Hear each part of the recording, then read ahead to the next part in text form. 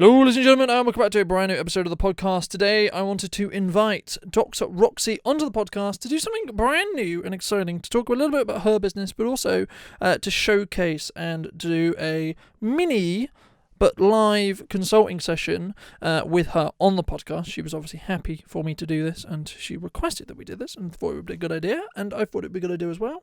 And I think there's a lot of value in this episode, so I hope you did enjoy it. And yeah, I'll see you very, very soon. But I'm now going to let Roxy explain a little bit more about what she does and why she does it. I'm Dr. Roxy, and I run Fountain of Youth here in Salisbury.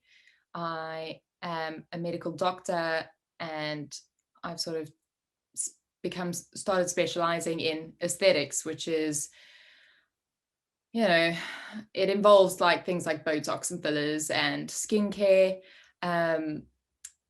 In a nutshell, but I think it's so much more than that. It's about how someone comes out feeling, and it's improving self-confidence by just making small changes to how they're aging. And sort of my motto in life is, aging gracefully, because we're all going to age.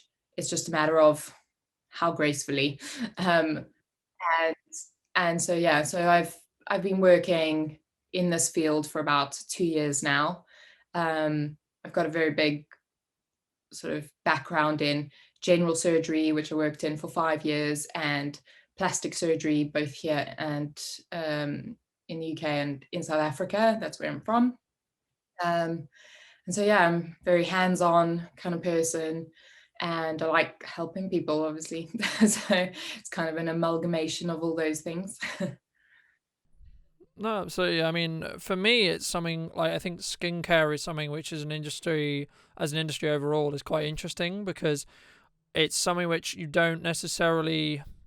It can be quite glamorized, I think, in some ways. I mean, my first question was going to be: do you mostly, like most of your clients or most of your, I guess, target audience, so to speak, are they mostly female, or is there actually more males now who are more, I guess the word would be conscious of, how do I need to look after my skin? Why those kind of things? Or is it still, because I think there's maybe it is not a misconception, but for me it feels like a misconception perhaps on, it's only for females. Yeah, there's definitely obviously more a female market, because women are almost, I guess, trained from young age to look after their skin. But I think that it's becoming more popular in men. I think they're realizing the value in it. And I don't think maybe the masculine look anymore is that rugged laborer, sweat and toil type look anymore. And so I think, more men are getting into, maybe not fillers per se, but they are doing botox so that they don't have such deep set frown lines, and they're starting to look after their skin more. I think what might scare some of the men is that they think that they need 20 products, or that women tend to use like so many products, and that's overwhelming. And I think even for some women, a routine, such a big routine, could be overwhelming. And I think get the basics right, make sure you're cleansing and moisturizing, and then you can just add on as you feel comfortable. And I think that's the main thing. Yeah, I mean, that was going to be my next question. I mean, because I think there's again, I hate using the word misconception, but they feel like misconceptions to me, of, you have to necessarily, or a woman or a person would have to necessarily get Botox specifically to look better, right? Is that true? Number one. Number two, if that's not, is there certain, I guess, routines, or is there certain, things that people can do to look after their skin, so to speak? So yes, I mean, let's start with the first one about the Botox. So it's a word that we're not really allowed to say out loud anymore, but so that everyone can understand, I think we're just going to keep using it. It's all about what's bothering you. So if your skin doesn't bother you, if your lines don't bother you, then that's fine. Stick with your guns, do what you want to do. But it's when, you know, that frown line in the middle is really getting deep and it's starting to bother you, then do something about it, because you can. Sure, you have to accept things that you can't change. That's life. But do something about something that is bothering you that you can change. So obviously, I believe in prevention is better than cure. So don't wait until it's super deep and no matter how much Botox you use, it won't go away. But, you know, it's totally up to each person whether that is for them or not. Skincare, on the other hand, I think is for everyone. I think making sure that you're drinking enough water and you are cleansing twice a day and you use a moisturizer. And maybe it sounds really scary to guys, but it's just that once you've sort of taken off all that oil with your cleanser, you kind of need to seal your skin off so that it doesn't become, you know, liable or I guess liable, for a better word, to becoming dry, to pollution, to sun. I'm a big advocate for using an SPF on a daily basis. And I'm not talking about those ones that you smear all over your body and you've got that typical smell of an SPF on you. You get great ones now that you don't even realize it's an SPF. It's a moisturizer, and you don't even have to then use two products. It's all in one. So, you know, there's lots of things out there these days. No, I think there's definitely going to be, and I think, and you know, feel free to jump in on this, but I think there's going to be a kind of, I guess, a transition in the future to it becoming. I mean, the question there was going to be, do you feel it's the guys don't necessarily feel like they can do it, or they shouldn't do it, or you know, they're worried or concerned about it because of public perception more than necessarily the actual fact of doing it, because it makes them seem less masculine and less, you know, look at me, I'm a man, that kind of thing. I think maybe it's things that they weren't really taught, because girls get taught, you know, this is how you paint your nails and this is how you dry your hair and this is how you apply your makeup, you know, by an older sister or your mother helps you a little bit or something like that. But I guess unless their son is struggling with acne as a teenager, then not a lot of emphasis is put on, you know, what they can use on their skin or what they should use on their skin. And, you know, I don't think it's nice for anyone to sit with acne. And it's, you know, I don't know, maybe the only thing guys get taught is how to shave properly. I don't know, these days by their parents.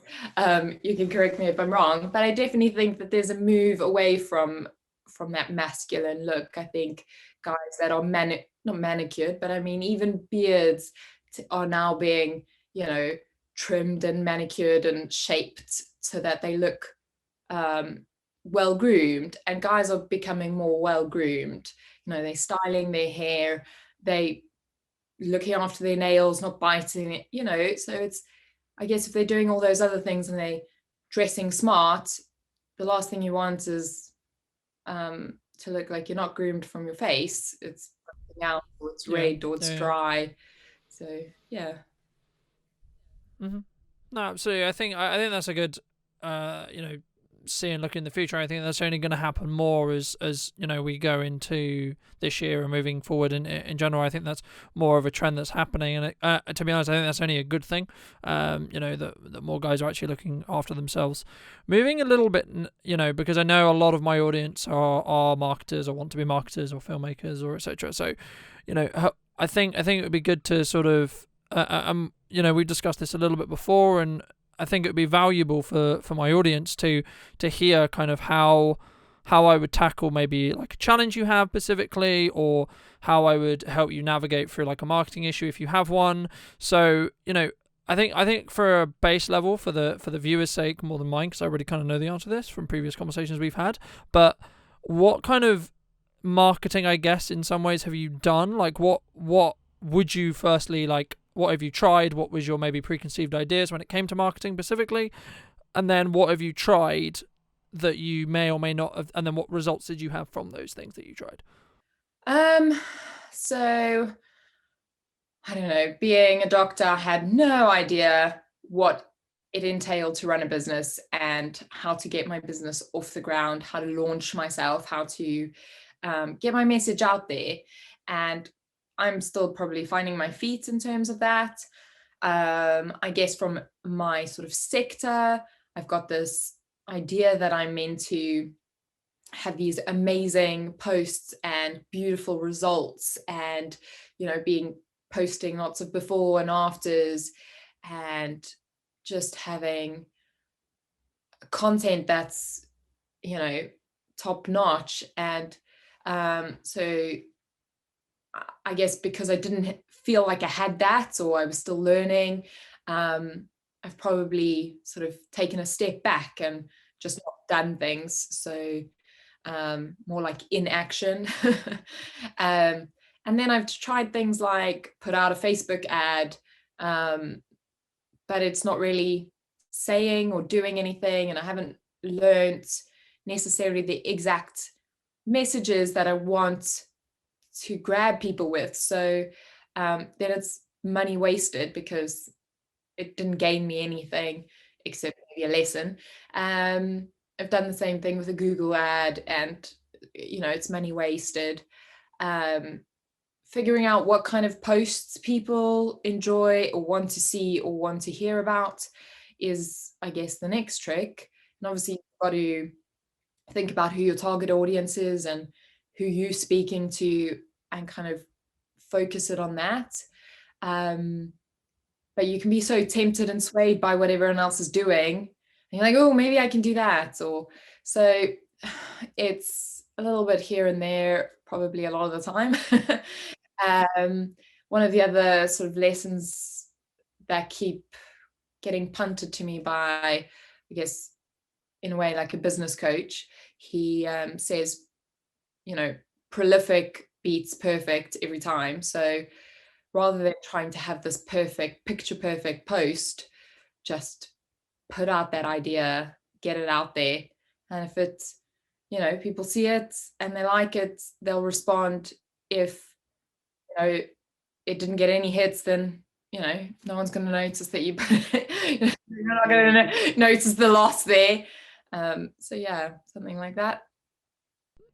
No, yeah, absolutely. I completely agree. And I think a lot of what you're talking about there is understanding what some people call a character or client avatar. Some people call it the ideal client, the ideal person, whoever that may be, right? So, how do we determine that would be, I think, the question there, right? So there's many different ways you can go about determining that, but it's mainly just more, it's not this, everyone thinks it's like, okay, so we're going to choose between these age groups, they are male or female, they're in this area, they do this job, they're this kind of class, right, etc. Yes, they are metrics we look at, of course they are, but they're not the core metrics we actually care about, to be honest. From my experience and what I've done looking at other clients and working with other clients on this exact thing, we mainly look at what has worked for you previously, right? Who are the people who have actually bought from you, right? Bought your service, bought your product, whatever it may be. Number one, right? Who are they, right?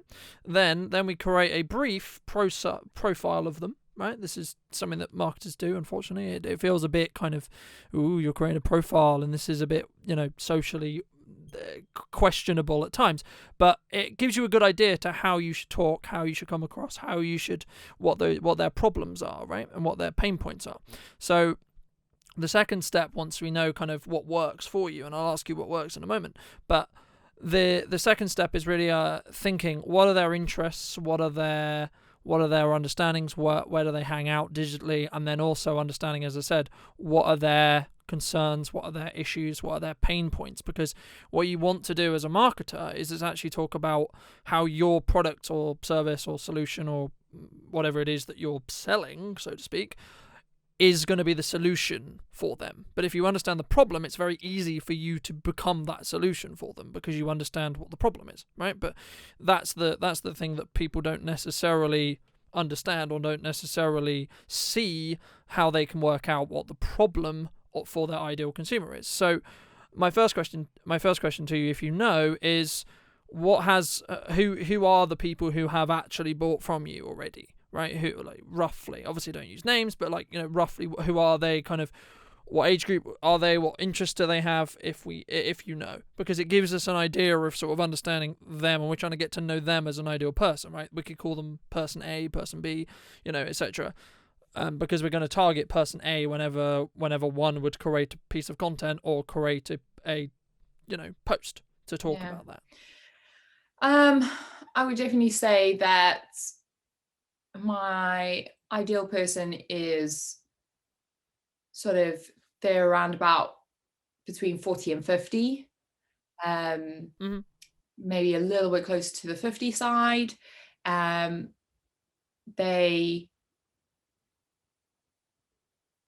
Their concerns are things like, you know, they finally finding themselves after having kids, and now they look in the mirror and they feel maybe much younger than what they look. So now they look in the mirror and they're like, oh, got these, you know, I'm not quite happy with what I'm seeing, but yet I feel like I finally found myself after having kids and I'm ready to take on the world. But this look is not is holding me back a little bit. Yeah, this is not helping. I mean, cool. Okay, so we know roughly that they are obviously concerned about their skin, how it looks. So, you know, would you say is your preconceived, or that their preconceived, like, I've got wrinkles in a certain place, or I don't like how this part of my face looks, etc. Do you have that? Is that a common, like, I imagine wrinkles and things like that are probably the more common occurrences within your clients. I think sometimes they don't realize a specific thing that is bothering them, just more like the overall, they look at their face and maybe they feel like they look tired and just not as young. They wish they looked younger, but they can't always put their finger on exactly what it is that makes them look older. Yes, there's some fine lines and wrinkles, and they think that, you know, they can fix those things with creams, but there's something else and they're not quite sure, and then they're like, oh, okay, maybe I can try this treatment. But it's when they come in and then you're like, well, actually, you know, the whole mechanism of aging causes this and this, and we can try and reverse or just freshen your look up overall by kind of countering those things that happen with age. So, you know, say for instance, they think that Botox is going to solve the problem, because, you know, that's all they really know about it. Or it's like, okay, I'm here. Here we go. You've helped someone else. Help me. But they can't always pinpoint that thing that is bothering them. And then, you know, I can have a look and be like, well, actually, is it this? Is it that? If we do that, this helps this. And just if we improve your skin's, you know, quality, you'll already look, you know, because often you can have like dull skin. And if you just improve that quality, it already freshens up your face without having to do any other treatments that are a bit more invasive, you know? Yeah, absolutely. And I think so for me, if I was going to build like some ideas for content with you now, from what you've just said, I would try to like phrase that in such a way where it's saying, do you have this problem, right? So I've got wrinkles on my face, I look older, I feel tired, got bags under my eyes, yada yada yada yada yada. And then you frame it up maybe through a set of posts, or maybe you frame it up for a video or etc. You don't necessarily do it in one post, because I think one post can feel very salesy, but you slowly build up to the point where you're like, well, actually the solution is coming and have a consulting with me, or I can then talk you through and ask some more, I guess, probing questions or you know, meaningful questions to understand you as a client, to then understand what your need is going to be when it comes to whether it's Botox, or whether you should use this cream, or whether you should use, you know, sleep more, drink more, lie in the sun more, I don't know, right, etc. And I think the moral of this story here, and the main thing that someone can take from this part of the podcast, or the viewer could take from the podcast, or this part anyway, would be, is the process of understanding who is actually going to buy from you, right? And you know, a lot in marketing we talk about, firstly, how do people find out who you are, right? So how do they know you? Then how do they get to trust you? And then they're more likely to then buy from you because they know, like, and trust you, right? So first you need to know who you are, then they need to like who you are. So that's why you do personal posts, and it's why you talk about your story. It's why you do things like this, because it allows people to understand who you are and your personality. And especially if they're going to work on a more one-to-one basis with you, it means they can get that rapport without actually having to meet you, if that makes sense. And then that will eventually, hopefully, lead on to, if it's done correctly and hopefully with the right people, it will lead on to then trust. And then once they trust you, they're then more likely to spend money with you or buy a service or a product from you. From like a business standpoint, I would always recommend that you have like a set of, I guess, branded products or specific creams or etc. in your case, because I think it will allow you to not be so reliant on trading money for time. I think the main issue that some business owners come into and run into is going to be that they trade time for money specifically. Now the problem is with doing that is you only can make, that limits the amount of money you can make a month or a week or a year, because there's only so much time. So the reason why I would always recommend producing some level of product line into your business model is, one, it protects you when it comes to something like lockdown, because people are still going to need the products, to be honest with you. You know, maybe they're not going out as much, but they still, in my opinion, should care about them and their skin specifically. And using this as the clear example, they should still care about their skin, which means you can still help them, right? The question I would have for you, or the question I have for you is, have you, I guess I imagine before COVID, you were probably in a position where you would be like, okay, we're going to sit down, we're going to have a conversation, let me look at your skin, that kind of thing, from the consulting perspective. But can you, I guess the question there is, can you do it online, like through Zoom, etc.? Is that something you would feel comfortable with doing, number one? Number two, is that something you have tried to do? If not, why not? So it's definitely something that I can do, and I have done a few of them.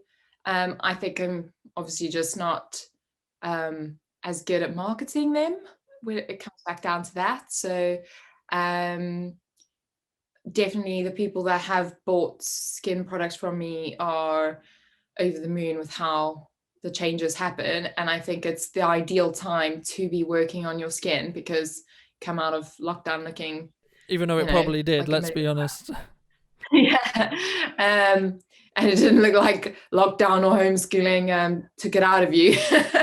But the whole thing of having a way of having an income other than face to face is crucial to, I don't know, becoming financially free, and being able to increase your wealth without having to spend a ton of time on it. Because like you say, I've only got so many hours in the day and I can only see so many people, and obviously my lockdown's taken that away.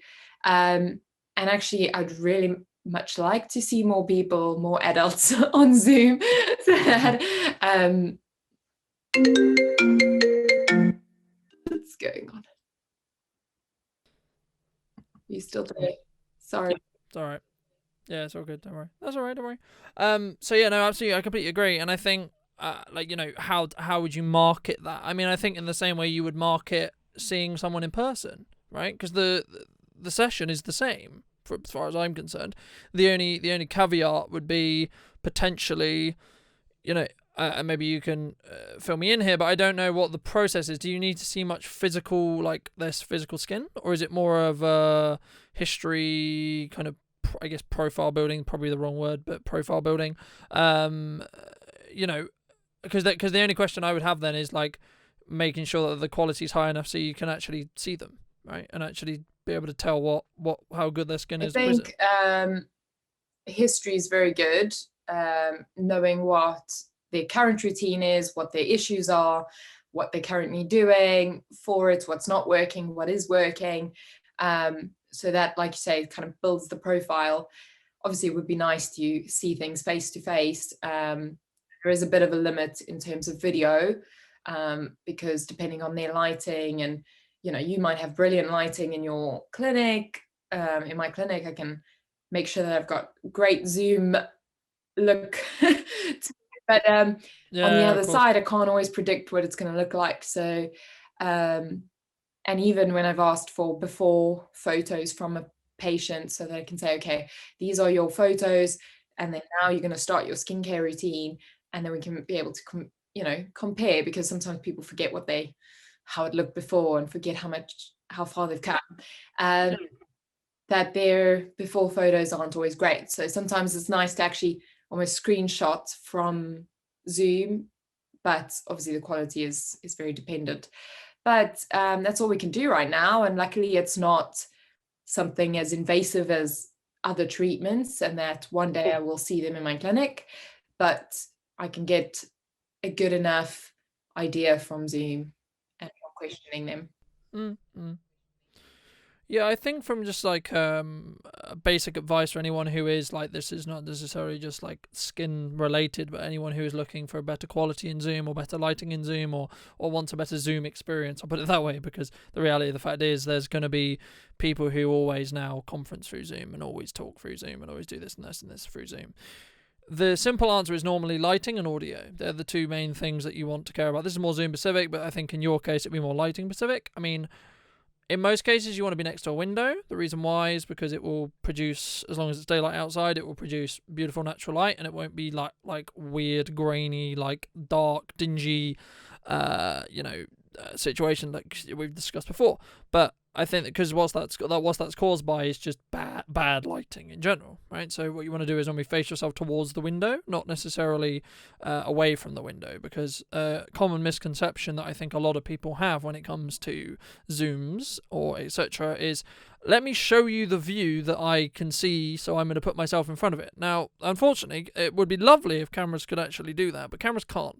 So basically, cameras can only show you one light level specifically. So you, the light level, or the outside eye level. And what will probably happen if you show it to a window is it will try and show the viewer the view and silhouette you completely. So you'll be completely pitch black, and the outside will be probably some middle ground between really, really bright and slightly seeable.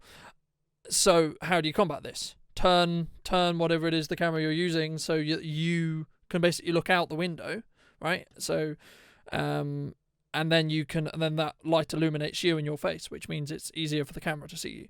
And the same will be true taking photos. And try to take the photos in the same. So if you're doing a before and after, for example, try to take those photos in the same place, right? So or with the same lighting conditions. So if you used a window first time, use a window the second time, because there is some changes that will be sometimes not kind to the skin, or sometimes not kind, but depending on where the position of the light is, as well. But for the sake of this conversation, I won't go into too more depth on that. But I think it's relevant, especially as I think you should be doing more with Zoom. And I think one of the benefits for you being able to do with Zoom as well is, if you're just looking for, this is what I would recommend, especially if you're looking for a product selling perspective, it opens up the world's market to you with Zoom, because it's just more of a time zone thing then, more it's a actual location issue, if that makes sense.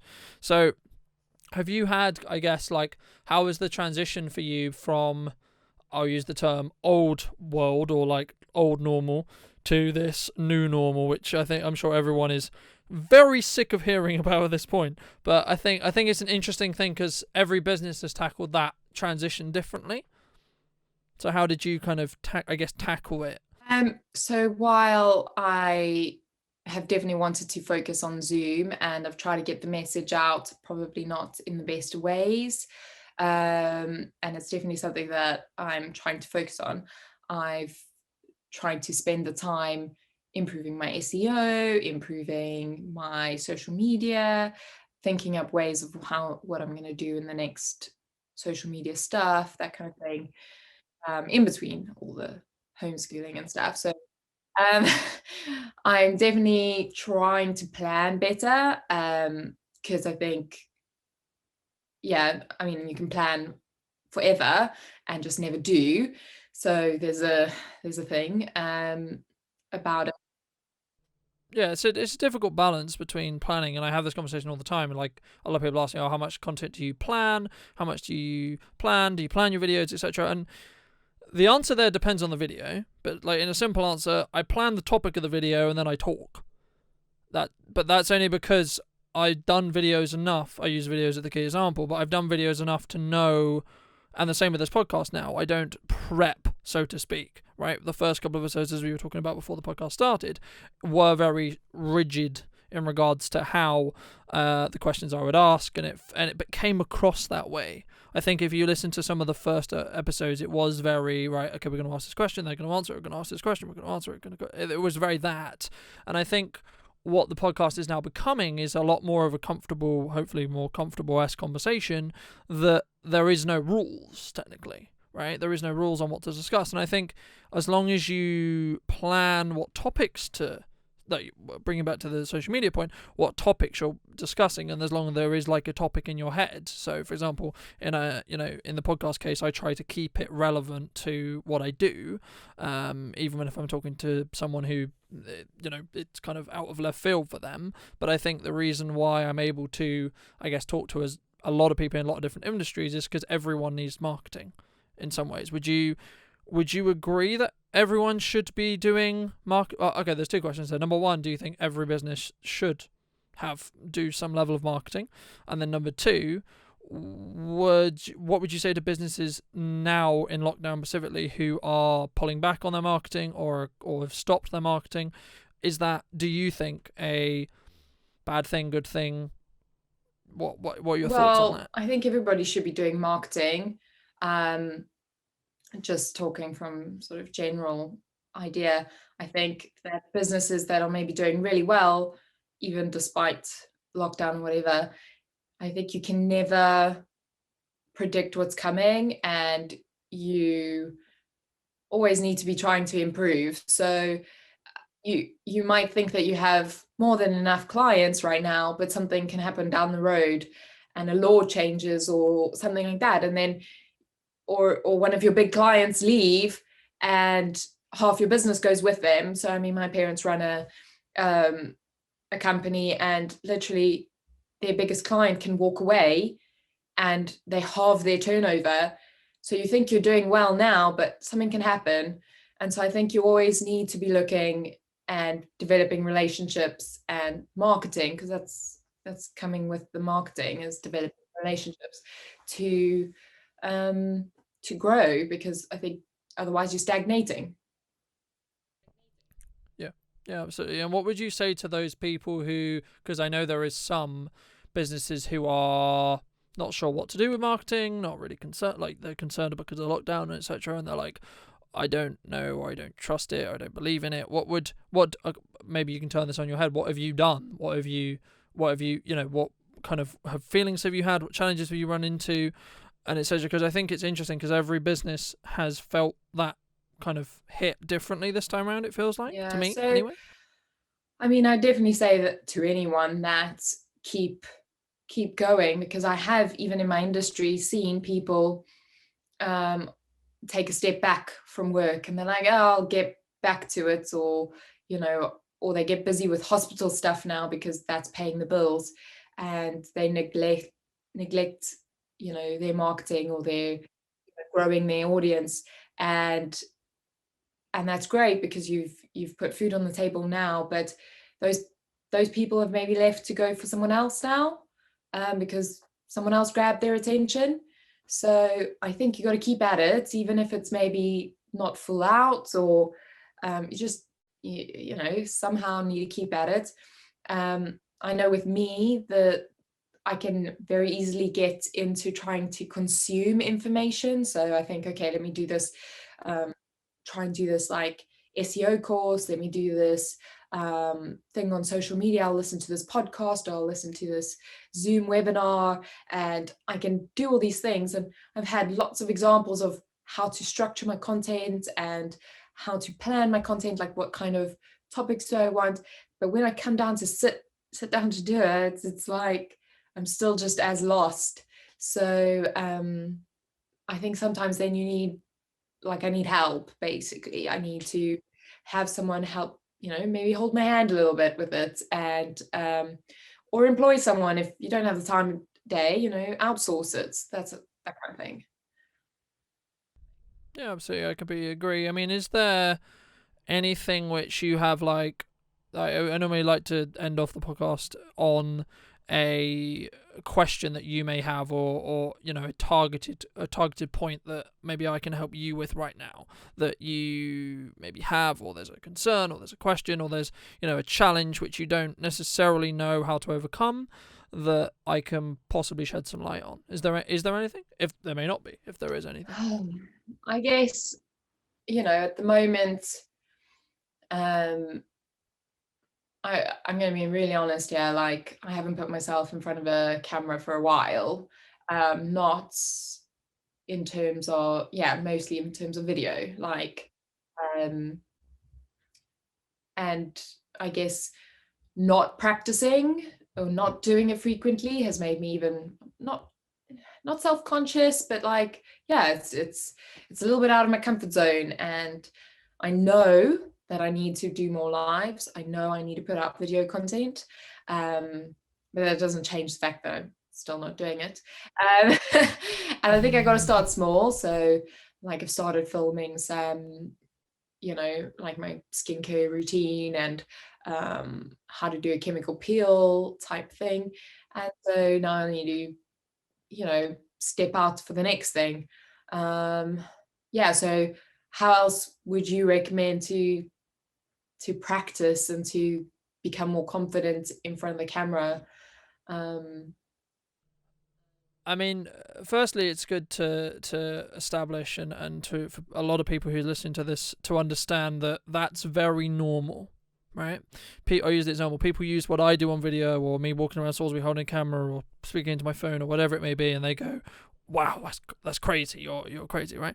And it's something you need to understand. I've been on a form of video for like over a decade. Right, so first you need to understand that, number one. Number two, in answer to your specific question, a lot of advice I give to clients when they're first starting to go into video, before they bring me in or etc., if we're looking to do more professional video, is cut it into chunks, right? So start with literally just getting into the habit of filming videos on your phone. Talk to your phone. Start doing that. Create like 15, 20 videos like that, and then just watch them back.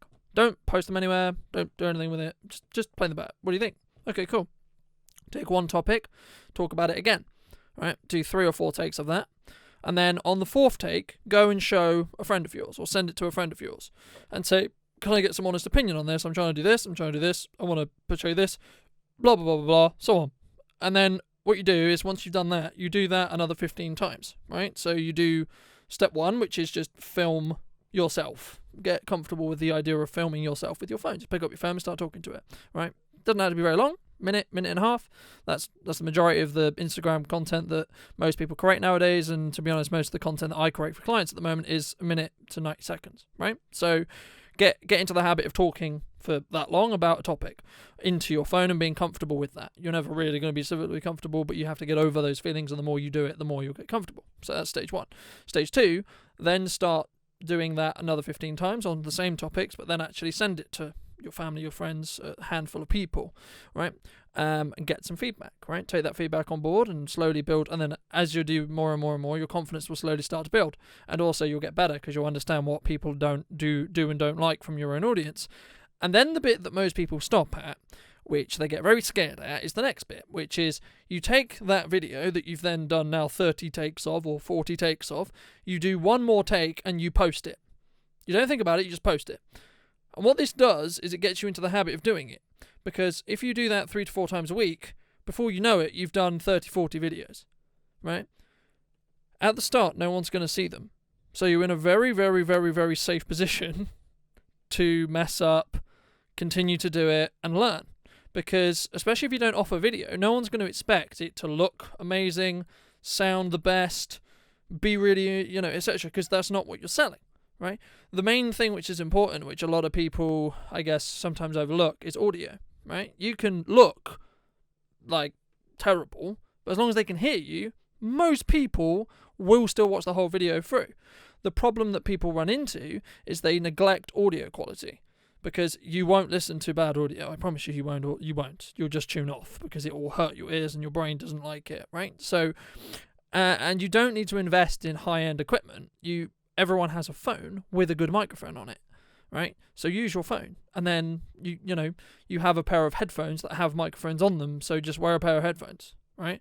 If your phone is further away from you than is ideal to get the shot the way you want it, or the way that you have perceived want it through trial and error, right? So then what you get is this middle ground where you're actually starting to do it, right? And then you can start optimizing what you do from then. But I think from like a 3-step solution, that would be my best advice to how to get started with video.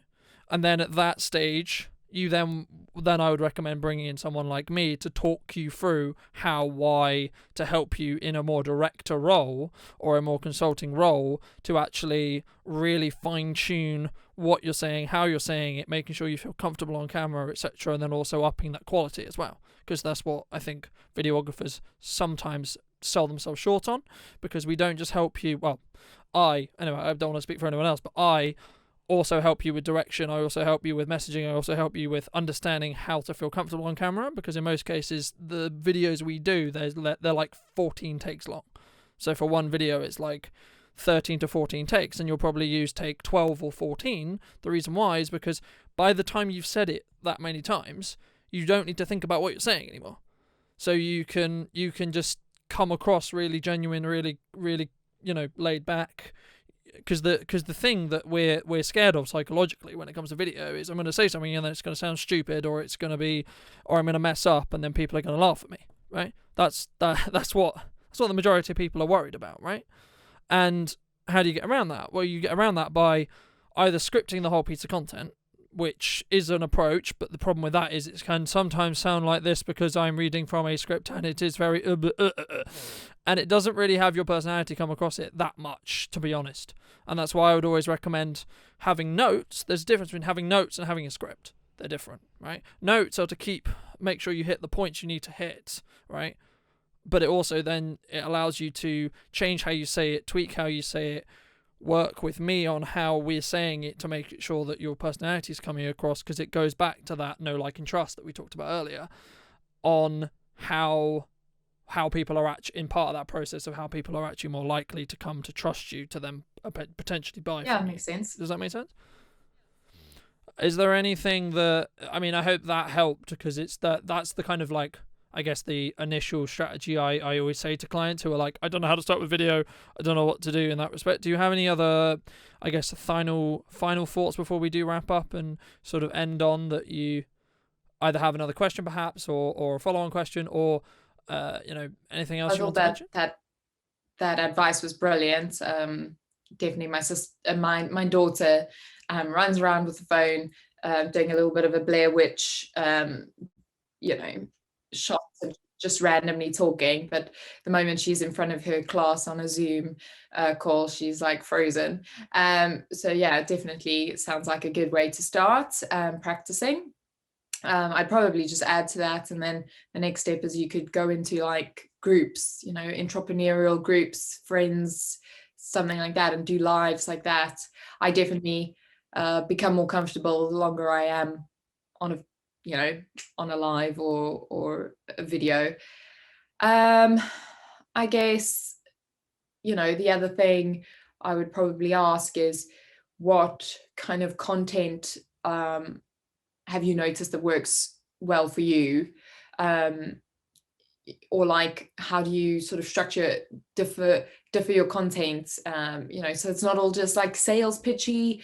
Do you have sort of not a recipe, but I guess it could be seen as a recipe of like what posts to do and alternate between? There's no like simple answer here. is the honest answer there, because every industry, every audience is different, right? So what works for me may not work for you, and vice versa. But what I can say, and what I do try to do when I work with clients or myself, is develop pillars, also known as pillars of content, right? So for example, my vlog is a pillar of my content. It's a pillar that I have, right? The podcast is another pillar, right? Because they're consistent pieces of content I create.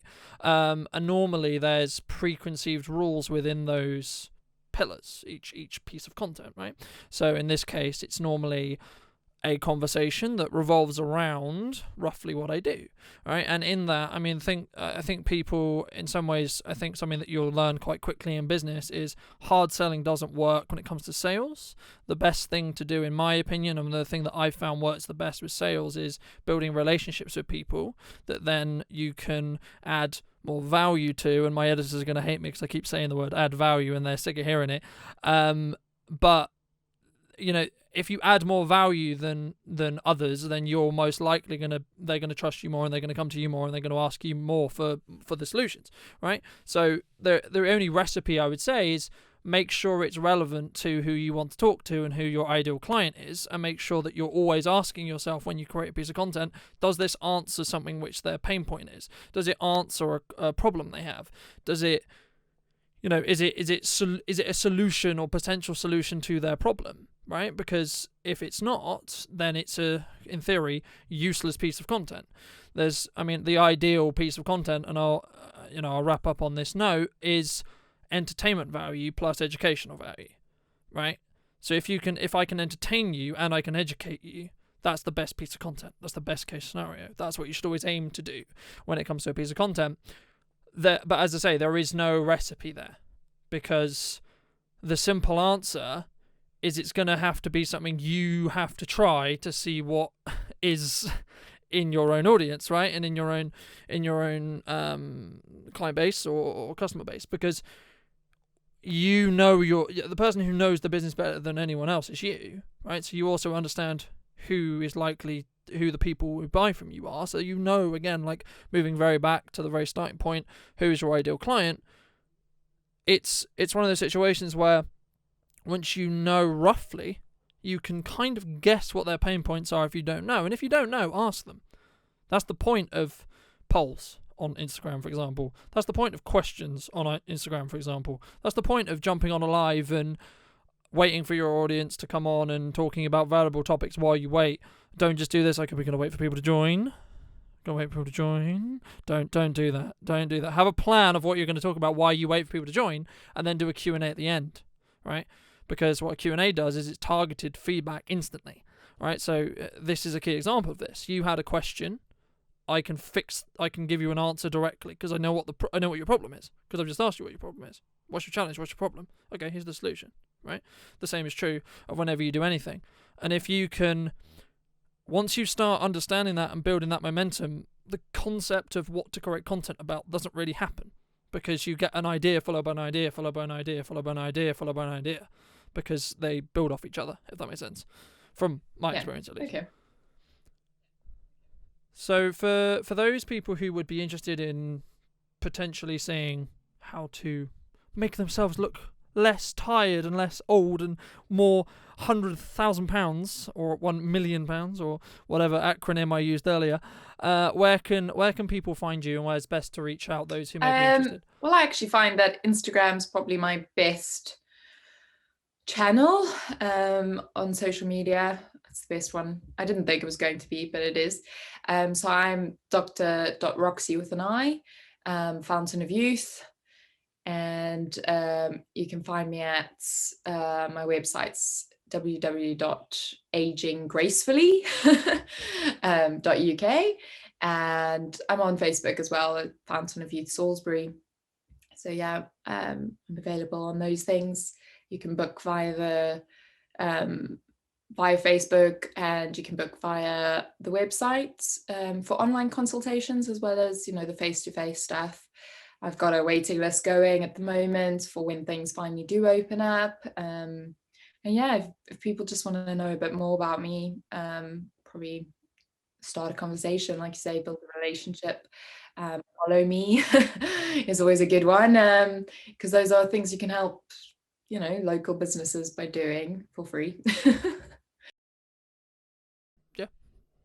Yeah, absolutely. Well, thank you so much for your time, as always. And yeah, That's Thank the you. podcast. Thank you for having me. I know I'm not your usual client, your usual type of person to be on here, but everyone needs skincare. To be honest with you, nowadays there isn't a normal anymore. It's just kind of let's see where it goes. And I think it's interesting to, as I said, explore different industries and see kind of what insights I can possibly give to business owners. That's the main thing for me. And then also passing that on to anyone who wants to listen. Basically, is a motto I've had for a while and will hopefully continue to have. So. Thanks for having me. Thanks so much, ladies and gents, for joining me once again. I hope you did take value from this podcast episode, and if you did, make sure to leave this video with a like, and I'd love to hear what you think in the comment section down below. And I'm going to be doing some more content very, very soon, so I hope you're having a wonderful week, and I'll see you very, very soon.